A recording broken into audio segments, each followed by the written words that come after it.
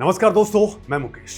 दोस्तों, मई 2025 की उस काली रात में आसमान में आखिर ऐसा क्या दिखा था कि भारत को रातों रात 1 लाख करोड़ रुपए खर्च करके 5 नए S-400 एयर डिफेंस सिस्टम खरीदने पड़ गए।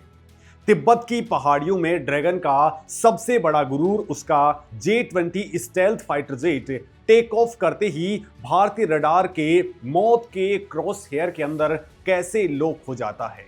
क्या प्रोजेक्ट कुशा के पूरा होने से पहले ही भारत पर किसी खौफनाक हवाई हमले की उल्टी गिनती स्टार्ट हो चुकी है? अंतरिक्ष के मुहाने पर भारत एक ऐसी अदृश्य परमाणु ढाल क्यों बुन रहा है जिसकी भनक दुनिया के बड़े बड़े जासूसी सैटेलाइट्स तक को नहीं लगी है? और पेंटागन के रणनीतिकारों की रातों की नींद अचानक क्यों उड़ गई है? क्या भारत का रसियन, इजरायली और स्वदेशी मिसाइलों से बना ये हाइब्रिड सुदर्शन चक्र अमेरिका के सबसे महंगे पैट्रियोट सिस्टम से भी ज्यादा घातक और अनहैकेबल बन चुके हैं?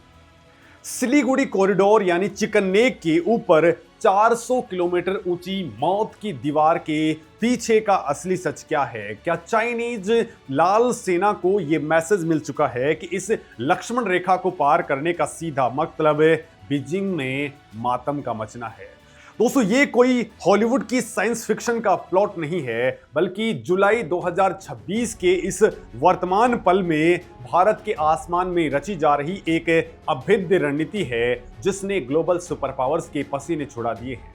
दोस्तों, आज हम जिस सुदर्शन चक्र की बात कर रहे हैं वो सिर्फ एक मिसाइल या रडार का नाम नहीं है। ये एक ऐसा डिजिटल और काइनेटिक महानेटवर्क है जो आसमान से आने वाले किसी भी खतरे को माइक्रो सेकंड्स के अंदर भांप करके उसे हवा में ही राख कर सकता है। रूस यूक्रेन वॉर और अमेरिका ईरान के बीच में मिडिल ईस्ट के अंदर चल रहे तनाव ने पूरी दुनिया को एक बहुत ही क्रूर सच्चाई का सामना करवा दिया है। सच्चाई ये कि जिस देश का आसमान सुरक्षित नहीं है वो जमीन पर कोई जंग नहीं जीत सकता है। आज की तारीख के अंदर युद्ध पैदल सेना से नहीं बल्कि ड्रोन स्वॉर्म्स, क्रूज मिसाइलों, स्टेल्थ जेट्स और हाइपरसोनिक ग्लाइड व्हीकल से लड़े जा रहे हैं। अगर इजराइल के पास में उसका एयर डिफेंस सिस्टम नहीं होता तो हालिया हमलों के अंदर उसका वजूद ही खतरे में पड़ जाता। भारत की लीडरशिप ने इस बदलते ग्लोबल वॉरफेयर को बहुत पहले ही डिकोड कर लिया था और इसी का नतीजा है देश का सबसे महत्वाकांक्षी और top secret military program mission Sudarshan Chakra. दोस्तों, इस पूरे गेम को समझने के लिए हमें थोड़ा सा पीछे जाना होगा और उस डिफेंस डील को देखना होगा जिसने पूरी दुनिया की मीडिया के अंदर तहलका मचा के रख दिया। दोस्तों, रक्षा मंत्रालय ने हाल ही के अंदर लगभग 2.38 लाख करोड़ रुपए के एक व्यापक रक्षा आधुनिकीकरण पैकेज को हरी झंडी दिखा दी है। दोस्तों, इस पैकेज का सबसे बड़ा और सबसे महत्वपूर्ण हिस्सा है रसिया का S-400 Triumph air defence system और उसकी 5 एडिशनल स्क्वाड्रन की खरीद। दोस्तों, इस अकेली डील की कीमत लगभग 50,000 करोड़ से लेकर के 1 लाख करोड़ रुपए के बीच में आकी जा रही है। भारत ने अक्टूबर 2018 के अंदर रसिया के साथ में करीब 39,000 करोड़ रुपए का पहला समझौता किया था। दोस्तों, इनके अंदर 4 पूरी तरह से ऑपरेशनल हो चुकी हैं और 5वीं इसी साल भारत पहुंचने वाली है। लेकिन दोस्तों, अब डिफेंस एक्विजिशन काउंसिल यानी कि DAC की लेटेस्ट मंजूरी के बाद में भारत के पास में S-400 की कुल 10 स्क्वाड्रन हो जाएंगी। इसका सीधा मतलब यह है कि भारत अब रसिया के बाहर दुनिया का सबसे बड़ा S-400 का ऑपरेटर बन गया है। साल 2028 से लेकर के 2035 तक इन नई यूनिट्स की डिलीवरी पूरी हो जाएगी। लेकिन दोस्तों, सवाल यह है कि जब भारत अपना खुद का स्वदेशी एयर डिफेंस सिस्टम बना रहा है तो अचानक इतने बड़े पैमाने पर रशियन सिस्टम्स खरीदने की जरूरत क्यों आन पड़ गई है? तो दोस्तों, इस सवाल का जवाब मई 2025 में हुए ऑपरेशन सिंदूर के अंदर छुपा हुआ है। रक्षा सूत्रों के हवाले से जो छनकर के बात बाहर आई है वो किसी भी भारतीय का सीना गर्व से चौड़ा कर देगी। दोस्तों, ऑपरेशन सिंदूर के दौरान जब पश्चिमी सीमा के ऊपर तनाव अपने चरम पर था तब S-400 सिस्टम ने अपनी खौफनाक ताकत का ऐसा डेमो दिया कि पाकिस्तानी वायुसेना के रोंगटे खड़े हो गए। सिस्टम ने सीमा के इस पार से 300 किलोमीटर से भी ज्यादा दूरी पर उड़ रहे एक पाकिस्तानी निगरानी विमान को अपने रडार पर लॉक कर लिया। ये कोई आम ट्रैकिंग नहीं थी, ये एक डेथ लॉक था। दोस्तों पाकिस्तानी सिस्टम्स में खतरे के सायरन बजने लगे और उनके फाइटर जेट्स को अपनी ही सीमा के भीतर दुम दबा करके पीछे हटने के लिए मजबूर होना पड़ा। इस एक घटना ने भारतीय रणनीतिकारों को यह साफ कर दिया कि S-400 सिर्फ एक रक्षात्मक हथियार नहीं है, बल्कि ये एक भयंकर आक्रामक टूल भी है जो दुश्मन को उसके अपने ही घर में उड़ने से भी रोक देता है। लेकिन दोस्तों पिक्चर अभी बाकी है। दुनिया की नजरें सिर्फ S-400 पर हैं, पर भारत एक ऐसा जाल बुन रहा है जो S-400 से भी कहीं ज्यादा खतरनाक और स्मार्ट है। दोस्तों 12 जून 2026 को हैदराबाद के अंदर एडवांस वेपन सिस्टम्स कॉम्प्लेक्स यानी कि AWSC का उद्घाटन हुआ है। ये कोई आम मिलिट्री बिल्डिंग नहीं है, ये भारत की नई एयर डिफेंस डॉक्ट्रिन का नर्व सेंटर है और यहीं से मिशन सुदर्शन चक्र को एक सिस्टम ऑफ सिस्टम्स आर्किटेक्चर के अंदर तब्दील किया जा रहा है। दोस्तों पुरानी सोच ये थी कि हर मिसाइल बैटरी अपने अपने इलाके की रखवाली करेगी, लेकिन सुदर्शन चक्र इस सोच को कचरे के डिब्बे में डाल देता है। अब स्पेस में तैरते भारतीय सैटेलाइट्स, जमीन पर लगे लॉन्ग रेंज रडार्स, समंदर में गश्त लगाते नेवी के सेंसर्स और हवा में मौजूद मिसाइल डिफेंस सिस्टम्स एक साथ मिलकर के काम करेंगे और इन सबको एक धागे में पिरोएगा इंडियन एयरफोर्स का integrated air command and control system, जिसे IACCS कहा जाता है। दोस्तों अब जरा इमेजिन कीजिए कि आसमान में क्या होने वाला है। जब कोई दुश्मन देश भारत की तरफ मिसाइल फायर करता है तो क्या कोई इंसान बैठ करके स्क्रीन पर उसे ट्रैक करेगा और फिर बटन दबाएगा? तो ऐसा बिल्कुल नहीं होने वाला। दोस्तों यहीं पर एंट्री होती है आर्टिफिशियल इंटेलिजेंस की। दोस्तों भारतीय वायुसेना के टॉप सीक्रेट आकाश तीर नेटवर्क और AI संचालित कमांड सिस्टम ने एक ऐसी 360 डिग्री किल चेन डेवलप की है जहां रडार से लेकर के मिसाइल फायर करने तक का फैसला सिर्फ कुछ माइक्रो सेकंड्स के अंदर ही हो जाता है। लॉन्ग रेंज सर्विलांस रडार जैसे ही किसी खतरे को भांपते हैं वो तुरंत डेटा IACCS को भेजता है। AI एल्गोरिदम पलक झपकते ही ये तय कर लेता है कि ये खतरा क्या है, इसकी स्पीड क्या है और इसे मारने के लिए कौन सी मिसाइल सबसे सही और सस्ती रहेगी। इसे हैंड ऑफ मैकेनिज्म कहा जाता है, जहां एक लेयर दूसरी लेयर को टारगेट पास कर देती है और दुश्मन को पता भी नहीं लगता कि वो कब मौत के मुंह में घुस गया है।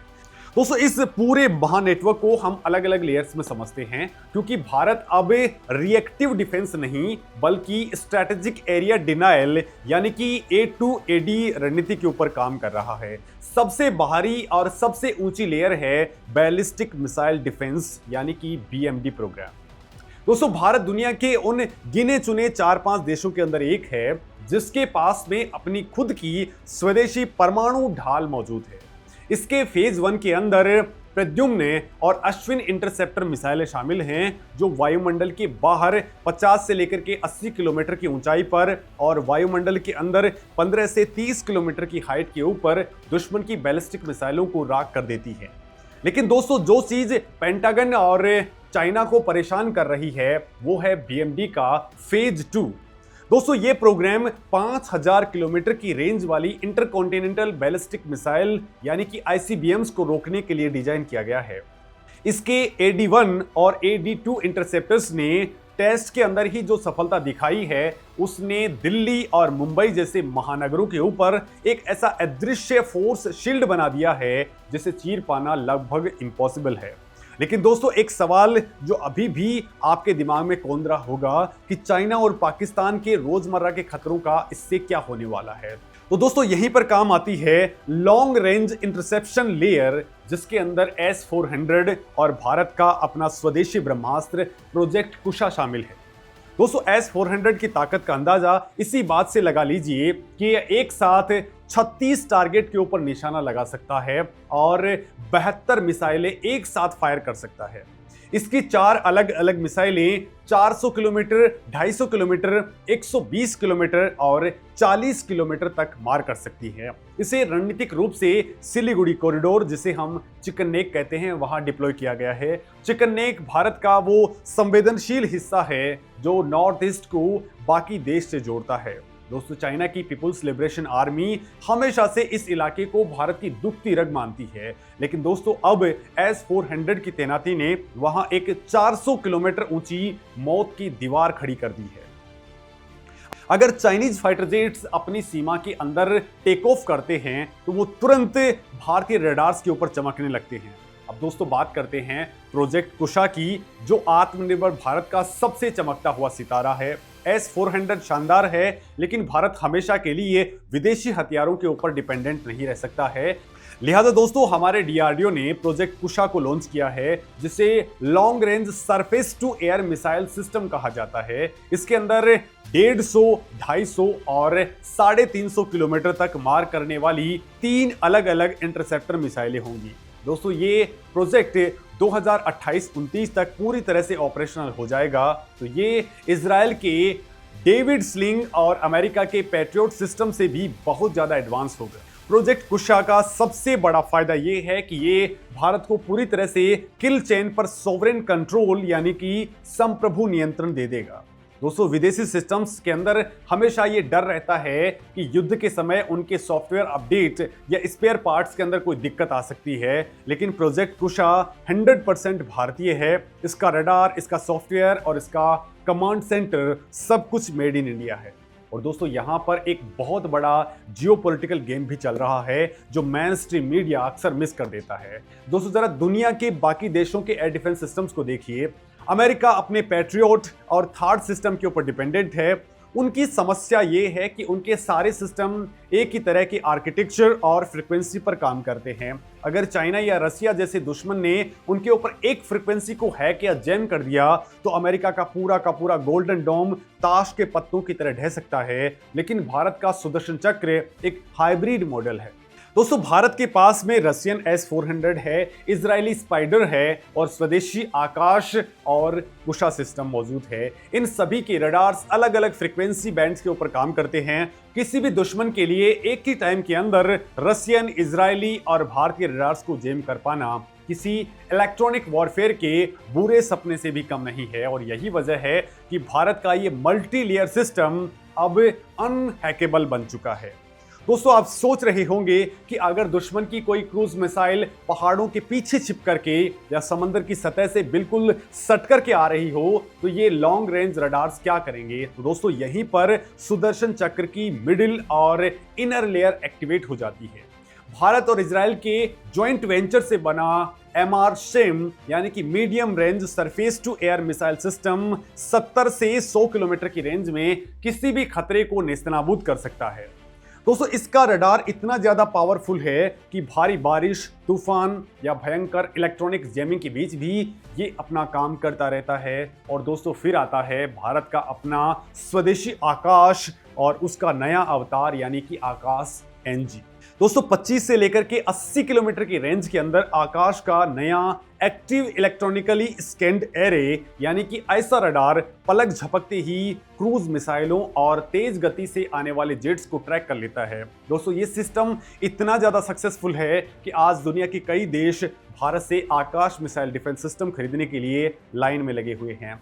ये भारतीय कूटनीति और डिफेंस इकोनॉमी की बहुत बड़ी जीत है। लेकिन दोस्तों क्या होगा जब भारतीय सेना के टैंक्स और बख्तरबंद गाड़ियां दुश्मन के इलाकों के अंदर तेजी से घुसपैठ कर रही होंगी। चलती हुई सेना को एयर कवर कैसे मिलेगा? इस चुनौती का समाधान है QRSAM यानी कि quick reaction surface to air missile. दोस्तों जरा कल्पना कीजिए, राजस्थान के तपे हुए रेगिस्तान के अंदर भारतीय टैंकों का एक विशाल काफिला आगे बढ़ रहा है। दुश्मन सोचता है कि ये टैंक्स खुले आसमान के नीचे आसान शिकार हो जाएंगे। वो अपने फाइटर जेट्स या फिर अटैक हेलीकॉप्टर्स भेजता है। लेकिन दोस्तों तभी टैंकों के साथ में चल रहे एक ट्रक से अचानक मिसाइल फायर होती है और दुश्मन का विमान हवा के अंदर ही आग का गोला बन जाता है। दोस्तों QRSAM की खासियत ही यही होती है, इसे रुकने या सेट करने की जरूरत नहीं पड़ती। ये चलते फिरते ट्रक पर सेट किया जा सकता है और दोस्तों ये चलते फिरते ही फायर भी कर देता है। ये भारतीय सेना के लिए एक साइलेंट किलर रणनीति है जिसकी काट आज तक पाकिस्तान के पास में नहीं है। और दोस्तों अगर दुश्मन का कोई ड्रोन या हेलीकॉप्टर हमारी सेना के बिल्कुल सिर के ऊपर आ जाए तो वहां पिन पॉइंट डिफेंस काम आता है। और इसके लिए दोस्तों वशोराड्स यानी कि very short range air defence system का इस्तेमाल होता है। भारतीय सेना ने रसिया से इग्ला S मिसाइलें खरीदी हैं और डीआरडीओ अपना स्वदेशी मैन पोर्टेबल सिस्टम भी बना रहा है। एलएसी और एलओसी की बर्फीली चोटियों के ऊपर जहां बड़े रडार्स या फिर ट्रक नहीं पहुंच सकते हैं, वहां भारतीय जवान इसे अपने कंधे के ऊपर रख करके फायर कर सकते हैं और 5 से लेकर के 7 किलोमीटर की रेंज में किसी भी हवाई खतरे को खत्म किया जा सकता है। दोस्तों, इस पूरी कहानी में एक हिडन लेयर है जिस पर शायद ही किसी का ध्यान गया हो। कुछ रिपोर्ट्स और डिफेंस एक्सपर्ट्स का मानना है कि भारत भविष्य में इजराइल की आयरन डोम टेक्नोलॉजी और रसिया के S-500 प्रोमीथियस सिस्टम को भी भारत में बनाने पर विचार कर सकता है। अगर सच में ऐसा होता है तो इसके परिणाम दुनिया को हिला देने वाले होंगे। दोस्तों, आयरन डोम बहुत ही कम टाइम के अंदर मोर्टार, रॉकेट और ड्रोन्स को हवा में ही रोक लेता है, जो पाकिस्तान की तरफ से होने वाले शेलिंग को हमेशा के लिए बेअसर कर देगा। वहीं दूसरी तरफ S-500 स्पेस के निचले हिस्से तक मार कर सकता है और चाइना की हाइपरसोनिक मिसाइलों को उनके गिरने से पहले ही स्पेस में ही तबाह कर सकता है। दोस्तों, अगर ये दोनों सिस्टम भारत के अंदर यानी कि मेक इन इंडिया के तहत बनेंगे तो भारत की एरोस्पेस इंडस्ट्री रातों रात दशकों आगे छलांग लगा देगी। लेकिन दोस्तों, ये सब हवा में नहीं हो रहा है। इसके पीछे भारत सरकार और रक्षा मंत्रालय का एक बहुत बड़ा कैलकुलेटेड और एग्रेसिव पॉलिसी शिफ्ट है। मोदी सरकार ने एक बात साफ कर दी है कि भारत अब दुनिया के हथियारों का डंपिंग ग्राउंड नहीं बनेगा। आत्मनिर्भर भारत सिर्फ एक राजनीतिक नारा नहीं है, बल्कि ये $1 बिलियन की खूंखार हकीकत है। एक तरफ हम अपनी जरूरत के लिए S-400 जैसी क्रिटिकल टेक्नोलॉजी खरीद रहे हैं और दूसरी तरफ कुशा, आकाश और BMD जैसे प्रोजेक्ट्स के अंदर लाखों करोड़ डॉलर का इन्वेस्टमेंट करके लोकल इंडस्ट्री को खड़ा करने की कोशिश कर रहे हैं। इससे सिर्फ सेना मजबूत नहीं होगी, बल्कि भारत की इकोनॉमी को भी जबरदस्त बूस्ट मिलेगा। दोस्तों, इससे रोजगार प्रोड्यूस हो रहे हैं, प्राइवेट सेक्टर की कंपनियां डिफेंस मैन्युफैक्चरिंग के अंदर ग्लोबल प्लेयर बन रही हैं और भारत जो कभी दुनिया का सबसे बड़ा हथियार आयातक था, वो अब डिफेंस एक्सपोर्टर बनकर के उभर रहा है। ये भारत की स्ट्रेटेजिक ऑटोनॉमी यानी कि रणनीतिक स्वायत्ता का सबसे बड़ा प्रमाण है। दोस्तों, जब अमेरिका ने काटसा के तहत प्रतिबंध लगाने की धमकी दी थी, तब भी भारत ने बिना डरे S-400 डील को आगे बढ़ाया। ये इस बात का सबूत है कि भारत अब अपने फैसले किसी विदेशी दबाव में नहीं, बल्कि अपने नेशनल इंटरेस्ट को सर्वोपरि रख करके लेता है। अब दोस्तों, जरा इस पूरी पिक्चर को एक साथ रख करके देखिए। दुश्मन अगर कोई हाइपरसोनिक या बैलिस्टिक मिसाइल फायर करता है तो सबसे पहले हमारा स्पेस बेस्ड सेंसर और BMD सिस्टम उसे वायुमंडल के बाहर ही ट्रैक करके प्रद्युम्न या फिर AD सीरीज की मिसाइलों से टकरा करके उसे नष्ट कर देगा। अगर वो मिसाइल या फिर कोई स्टेल्थ फाइटर जेट पहली लेयर को चकमा दे भी देता है तो 400 किलोमीटर की रेंज के अंदर S-400 या फिर प्रोजेक्ट कुशा उसे अपना शिकार बना लेंगे। और अगर कोई क्रूज मिसाइल रडार से बचकर के और नीचे आने की कोशिश करती है तो MR-SAM और आकाश का जाल उसे 100 किलोमीटर के दायरे के अंदर भस्म कर देगा। और अगर कोई सस्ता ड्रोन या फिर अटैक हेलीकॉप्टर बिल्कुल करीब आ जाता है तो भारत का QR-SAM और वॉशोराडार्स उसे पलक झपकते ही मिट्टी में मिला देगा। और ये सब कुछ बिना किसी इंसानी कंफ्यूजन के आर्टिफिशियल इंटेलिजेंस और आकाश तीर नेटवर्क के जरिए पूरी तरह से ऑटोमेटेड होगा। और यही है मिशन सुदर्शन चक्र का असली क्लाइमेक्स। दोस्तों, साल 2035 तक जब ये पूरा ढांचा अपनी पूरी कैपेसिटी के साथ में खड़ा हो जाएगा, तब भारत के आसमान पर एक ऐसी डिजिटल और बारूदी छतरी तन जाएगी जिसे भेद पाना दुनिया की किसी भी ताकत के बस की बात नहीं होगी। चाइना की पीपुल्स लिबरेशन आर्मी के जनरल्स भी ये बात अच्छे तरीके से समझ चुके हैं कि अब तिब्बत से उड़ान भरना उनके पायलट्स के लिए एक वन वे टिकट साबित हो सकता है। ये multi layer air defence grid Bharat को दक्षिण एशिया ही नहीं बल्कि ग्लोबल लेवल पर एक अजेय हवाई शक्ति बना देगा। भारत ने दुनिया को ये कड़ा संदेश दे दिया है कि हमारी शांति को हमारी कमजोरी समझने की भूल अब किसी को भी नहीं करनी चाहिए। यानी दोस्तों, भारत के पास में अपने खुद के सिस्टम्स तो हैं ही, लेकिन इसके साथ में भारत को बाकायदा इस वक्त इजराइल अपना आयरन डोम भारत में बनाने की सुविधा दे रहा है। बाकायदा ये इजराइल की खुद की जरूरत है, वो भारत के अंदर आकर के अपने सिस्टम को डेवलप करना चाहता है। दूसरी तरफ पुतिन ने बाकायदा हमारी सरकार को ये ऑफर दिया है कि वो S-400 को अब भारत में ही बनाना चाहते हैं। दोस्तों, इसके पीछे उनका लॉजिक ये है क्योंकि भारत के ऊपर अमेरिका अपने सैंक्शंस नहीं लगा सकता और भारत के रिलेशंस दुनिया भर के अंदर सबसे ज़्यादा महत्वपूर्ण हैं। वो हर जगह पे सबसे मधुर रिलेशन रखता है, लिहाजा भारत से वेपनरी को बेच पाना बहुत आसान होता है। इजराइल ये चाहता है कि भारत के अंदर बने हुए हथियार खाड़ी देशों को भी सप्लाई किए जा सकते हैं, अफ्रीका को भी सप्लाई किए जा सकते हैं, क्योंकि इजराइल की इमेज खुद की अच्छी नहीं है। लिहाजा वो भारत में बना करके इसे वर्ल्ड वाइड बेचना चाहता है। और सेम स्थिति रसिया के साथ भी है, क्योंकि रसिया के ऊपर इस वक्त वेस्टर्न कंट्रीज ने काफी सारे सैंक्शंस लगा रखे हैं। लिहाजा वो चाहता है कि इस वक्त जो सबसे ज्यादा हाई डिमांड के अंदर हैं, यानी कि एयर डिफेंस सिस्टम्स, वो अगर भारत के अंदर बनाएंगे। दोस्तों वो देख भी चुका है कि ब्रह्मोस को लेकर के भारत ने क्या कुछ किया है। आज ब्रह्मोस की वर्ल्ड वाइड डिमांड है। करीब 2 दर्जन देश ऐसे हैं जो भारत से मिसाइल खरीद के लिए लाइन में लगे हैं, बातचीत कर रहे हैं, और कईयों के साथ में ये बातचीत बहुत एडवांस स्टेज पर है। अब रसिया चाहता है कि भारत में बनाई हुई वेपनरी वर्ल्ड वाइड बिके, तो उसको तो पैसा 100% मिलेगा ही मिलेगा, लेकिन इससे उसकी इमेज भी काफ़ी हद तक डेवलप हो जाएगी, बढ़िया हो जाएगी, और इस पे दूसरे देशों का जो सैंक्शन लगने का खतरा है वो भी नहीं रहेगा। अब दोस्तों इस सारे मुद्दे पर आपका क्या कुछ कहना है? यानी अमेरिका जो अपना गोल्डन डोम बनाने जा रहा है, उस गोल्डन डोम से पहले ही भारत का सुदर्शन चक्र पूरे भारत के ऊपर तनने वाला है, और इससे आपको क्या लगता है कितना बड़ा फायदा होगा? सबसे बड़ा फायदा आपने ऑपरेशन सिंदूर के दौरान देख लिया होगा कि ऑपरेशन सिंदूर के दौरान पाकिस्तान की एक मिसाइल भी भारत के ऊपर हिट नहीं कर पाई, और हमने उनका ऐसा कोई एरिया नहीं था जहां पे हम टारगेट नहीं कर पाए हों। और दूसरा, आपने इस वक्त देखा होगा कि ईरान के अंदर इजराइल बहुत आसानी से घुस करके वहां पे तोड़फोड़ कर रहा है।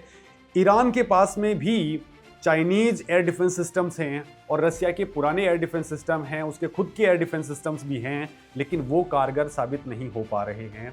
लेकिन भारत के डिफेंस सिस्टम्स को लेके आपको बता दूं कि भारत के कोस्टल एरिया के अंदर अमेरिका का F-35 जेट जो भारत की निगरानी करने की कोशिश कर रहा था, भारत ने उसे लॉक करके रख दिया था, और लॉक इस लेवल पर किया था कि उसे बाकायदा नीचे उतरना पड़ा। और उतरने के बाद में बड़ी बात ये देखिए कि भारत की जो लॉकिंग पावर थी वो इस ग्रेट लेवल की थी कि वहां से अमेरिका के इंजीनियर्स को भारत आकर के उसको ठीक करने की कोशिश करनी पड़ी, और उसमें वो कामयाब नहीं हो पाए थे। उससे डीअसेंबल करना पड़ा, एक यान के अंदर उसे भरना पड़ा और उसको अमेरिका लेकर के जाना पड़ा, तब जाके वो ठीक हुआ था। तो आप सोच सकते हैं कि भारत का प्रेजेंट आकाश तीर सिस्टम किस ग्रेट लेवल का है। तो दोस्तों इस सारे मुद्दे पे आपका क्या कुछ कहना है? कमेंट सेक्शन के जरिए अपनी बात जरूर कहें। नमस्कार।